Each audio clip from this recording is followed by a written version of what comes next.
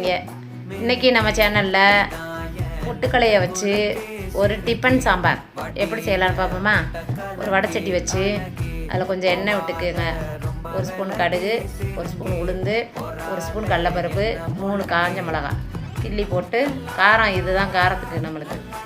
பச்சை மிளகாய் வேணும்னாலும் பச்சை மிளகா போட்டுக்கலாம். ஒரு பெரிய வெங்காயம் பொடி பொடியாக நறுக்கி அதையும் போட்டு வதக்கணும். கொஞ்சம் கருவேப்பிலையும் போட்டு நல்லா வதக்குங்க. கொஞ்சம் கண்ணாடி பாதம் வரும்போது தக்காளி 3 தக்காளியை பொடி பொடியாக நறுக்கி வச்சு அந்த தக்காளியை போடுங்க.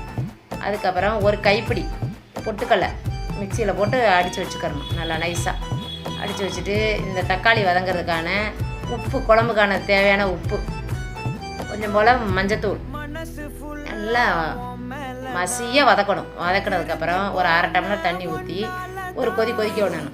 கொதித்ததுக்கப்புறம் இந்த பொட்டுக்கடலை அடித்து வச்சுருக்கோம் பாருங்கள், அதை வந்து தண்ணி ஊற்றி ஒரு டம்ளர் தண்ணி ஊற்றி அதை அப்படியே கலக்கி அந்த வடைச்சட்டியில் கொதிச்சுக்கிட்டு இருக்கல அதில் ஊற்றணும்.